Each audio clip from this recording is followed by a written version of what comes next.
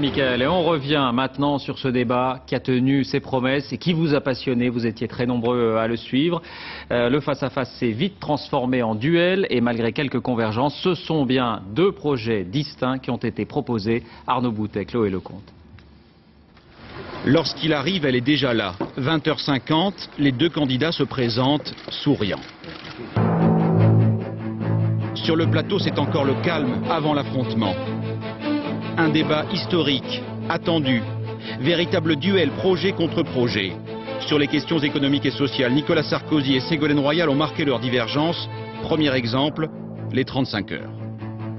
Qu'est-ce que vous allez modifier dans les 35 heures pour qu'on comprenne bien? Les partenaires sociaux en discuteront et se mettront d'accord et discuteront branche par branche. Et s'il n'y a pas d'accord, il n'y aura pas de nouvelle loi.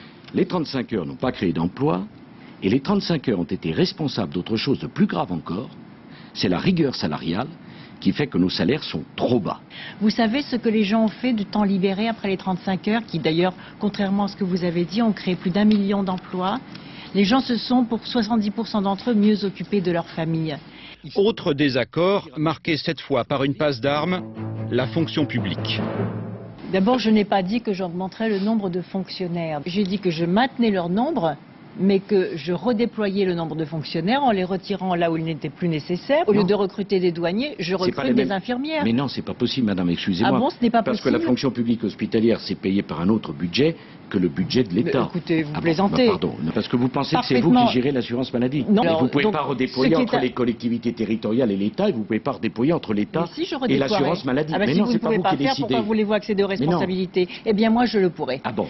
Elle veut augmenter les bas salaires. Lui préfère détaxer les heures supplémentaires, réduire le train de vie de l'État. Nouveau thème, nouvelle confrontation, les retraites.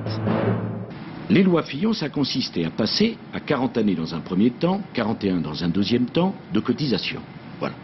L'idée de François Fillon, qui est une idée juste, c'est puisqu'on va vivre plus longtemps, il faut cotiser plus longtemps pour payer les retraites. Ça me semble assez simple. Non.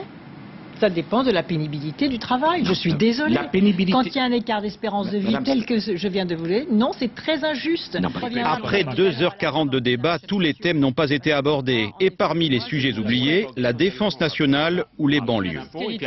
Pour les prochaines élections présidentielles, je crois qu'il faudrait se mettre d'accord à l'avance pour qu'il y ait deux rencontres, deux débats, comme dans la plupart des démocraties, il y en a deux au minimum. Et ainsi, on pourrait traiter tous les sujets. Nicolas Sarkozy a trouvé son adversaire agressive, mais estime sa mission accomplie. J'étais heureux de ce débat, j'espère que c'était un débat de qualité et je n'ai pas eu de problème particulier durant ce débat. Voilà. Il s'est passé comme vous l'imaginez? Oui. C'est-à-dire? Secret de fabrication. Je crois déjà que les Français ont pu comparer un certain nombre de choses et ça c'est important. Dimanche soir, l'ultime face-à-face se fera cette fois dans les urnes au moment du vote.